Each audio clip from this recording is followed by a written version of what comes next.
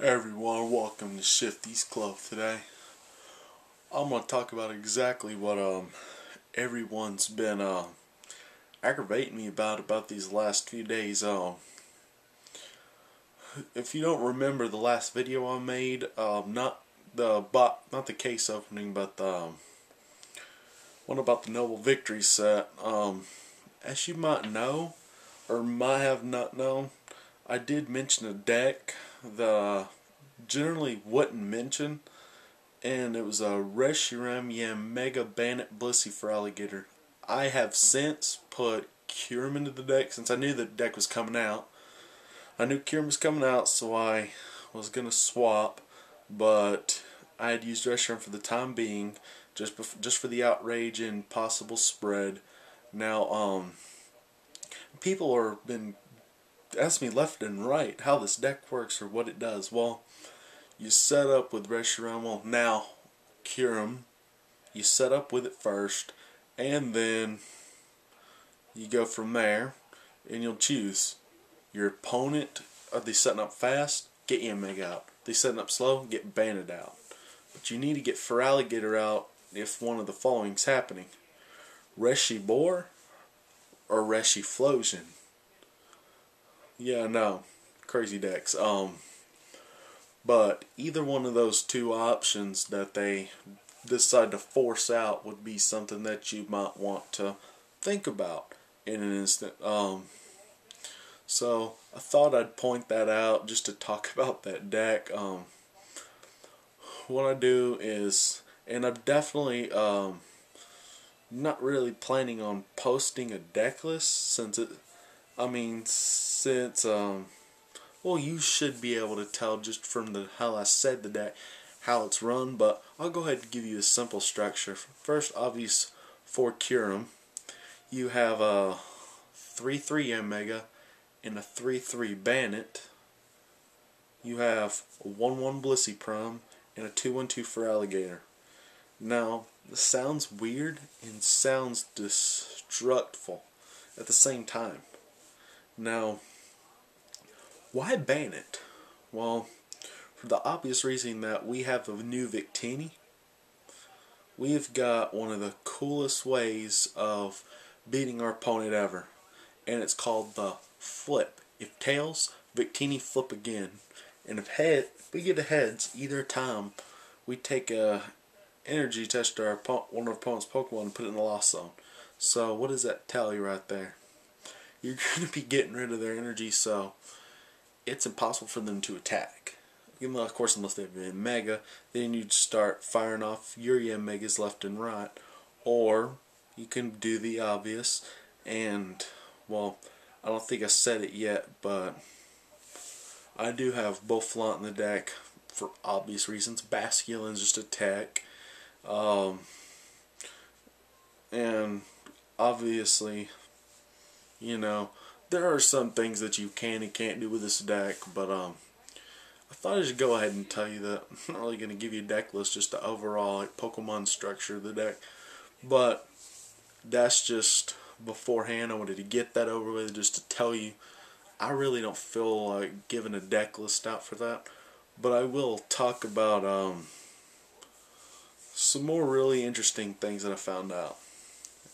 Alright. Now, to what I was going to talk about in this video, sorry, and I'm sure none of y'all are familiar, but have you ever since looked at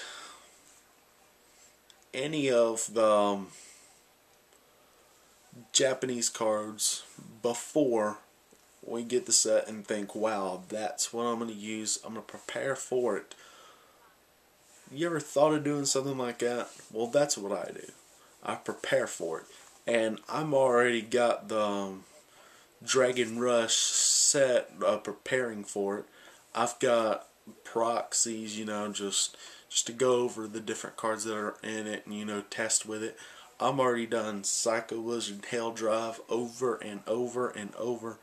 I have basically done this kind of thing just to make sure, hey, I'm going to get these decks done. I'm going to make sure that I practice and playtest forever. until I can get this done. So, in reality check, you really are doing a favor for yourself, and being able to compete against the metagame with this strategy in hand is very effective. Now let me tell you the little something that I know of. There are a lot of people that try to do weird things and try to conserve, and they even try to find better ways around some things than not. And probably the weirdest thing is some such like baby Pokemon. Too easy to knock out. Obvious reasons. I have never played competitively with one in my deck. Ever. And for those obvious reasons, I'd much rather have a Manaphy in my deck if I was going to do the reshuffle method, but that's really not the... There are really no best decks in format that really require Cleffa. And the only reason Cleffa became popular is because, well, other people decided to use Cleffa, and everyone now is using Cleffa. But I can't really see it as a very viable Pokemon. I mean, I'm seeing it in Megazone, Reshifusion, all the crazy decks. Seems like everyone's got Cleffa or Pichu or some kind of baby Pokemon in their deck, which doesn't really make any sense at all. But I would probably say, moreover than not, that the Pokemon that you're overlooking are the ones that you should be looking at. Like, say, take for example, Executor. If you don't get enough flips on like a Heart Gold Soul Silver Executor, use Victini to reflip, because nowadays you're going to be looking at the flip Pokemon and trying to see if you can get something else out of them, like say the Wobbuffet with count the damage and do double that damage on a flip. If you don't get heads, flip it again. And that's why Victini is going to be seen in almost every deck. And if you don't like flips, I would say, unless it's not for attack, don't even worry about Victini. Because if you use any kind of flips to attack, Victini as a tech wouldn't be such a bad idea. And while I say it's not bad, I say it's not really that good either. Flipping overall, which I really wouldn't recommend in decks. But just so you know, we got a new defined format. We got different decks that we can be testing with Victini. I understand it is possible. Now, for that fact of matter, I am now working on 2 different decks that involve Noble Victories. One's a Chandelier Metagross Muck, and it's got a few other things in it, but overall it's actually a pretty good deck. I do have Jirachi, no kidding, because when you spread with Metagross, because Chandelier, you obviously don't need energy, and well, of course, until you get to Metagross. And basically, you get up to a Metagross, you get to 2 Chandelier Metagross, switch, no Dojo needed. And plus, Metagross is an added attacker too. You already have the Psychic type, why not attach Psychic Energy? You have the detached, switch, that's 60. Any turn to any 6 damage counters you want. That's almost as good as like say an Espeon from Undaunted. The best part about it is that you can move any 4 damage from your side of the field to your opponent's side of the field. And that's why it's a really broken card. But no one ever sees it like that. Now, I will admit, there are a few flaws inside of the new format we have. Like, decks such as, say, Reshibor will start to fall apart, and knowing this because of the slow setup in the obvious rush reason of Durant, you got the accumulated interest of Kyurem, and a slow deck like Reshibor tends to fall short to these decks, especially Durant, since they don't take a prize and you rely on twins a few times. And even worse than that, just slow decks altogether, even some fast decks are falling apart due to cards like, say, Kyurem itself, and even more decks are falling to the card in more than they are judge, because as opponents will say, if you're down in the game, use in, because you both reshuffle and draw to the number of prizes you have. So in reality, it's not that bad, but it is bad. I think that there's 3 other cards that we should be looking at in this format, and this is and you guys know me, I'm rogue. You never get my concepts, ever, ever, ever. You'll question me over and over, and I understand. It's okay. You'll start to wonder if I really know what I'm talking about, which is totally fine. I don't really care. Because if you don't want my information, you don't want my help, well, don't accuse me of anything or go to anyone else and say I'm a fluke, because in honest reality, I'm doing better than anyone else out there. But let's look at 3 other Pokemon that we should be looking at in this format. Number 1 is well, let me phrase that. We do have 3 Pokemon, but let's see.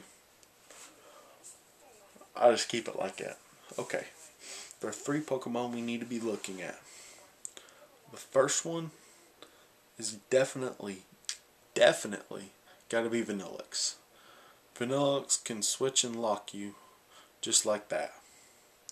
With no apparent retreat, just a tiny switch card, could be something to really stutter about, because I've tested this card, and it's once it sets up 2 or 3 Vanillix along with another backup attacker, you're pretty much in the tank and have really no chance of coming back.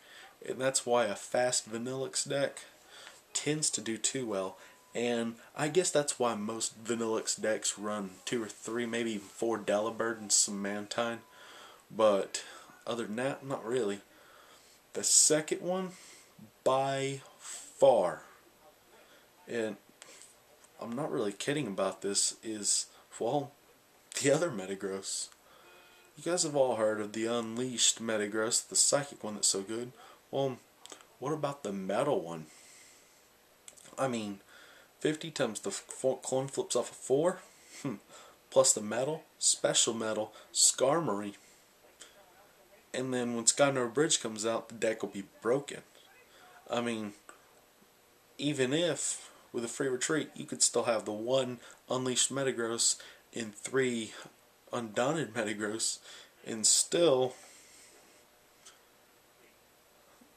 well, as I say, you still be able to beat them that way. You still get the free retreat and everything, and plus you will be able to destroy with next format because of the new Heavy Ball and Level Ball, which I find is pretty cool. And that's why Metagross is going to be so effective next format, or after the next set, when the 4th Black and White set comes out, because with Heavy Ball, Metagross will be effective, or Dodrio for that matter, which I doubt it, as one stage 2 being Metagross and the other being whoever you need, like say Gardevoir, or Gardevoir is the correct pronunciation, and Mewtwo EX or something like that. So right now, just look at the Undaunted Metagross for now, until next set, because it is doing surprisingly well, seeing how you got Kyurems running all over the place, plus Vanillix is getting a little more hype, Beartic starts to swarm a little more than Gothitel's starting to, so I think we need to be looking more towards that than any other real party. And the third one, well, I hate to say it, but I mean, I have tried to keep as few secrets from you guys as possible, so I mean, don't hate me, but man, I hate saying this. I'm sorry, I'm not trying to stall.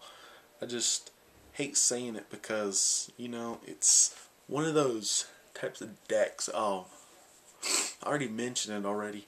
The third is, well, Wobbuffet. Now, take one hard thought at that. Wobbuffet. Now what does that card do? No one remembers, do they? Well, I can tell you what it does. Flip a coin. If heads, this attack does 20 damage times the number of damage counters on Wobbuffet. Pretty easy. Now take that with a psychic type weakness and you're in for beating. Now just having 6 damage counters, that's 120 damage. With a basic and hardly any energy. With 2 chances to flip, you're on the good side with Victini. And like I said before, I'm not really planning on overhyping Victini whatsoever. It's just that Wobbuffet seems to be getting a little better, but not to the point of the rogue espionage of Espeon. Espeon seems to be on my #1 list of rogue psychic type Pokemon, right up next to Metagross, and Wobbuffet might jump Metagross. And there is a secret 4th one that I will not mention. That was going to be a secret. And you can guess by me keeping a secret where you're going to see it. You'll see it in my secret rogue deck. Or I could just run it at cities in a regular old deck and you would never know. You might, but I doubt it.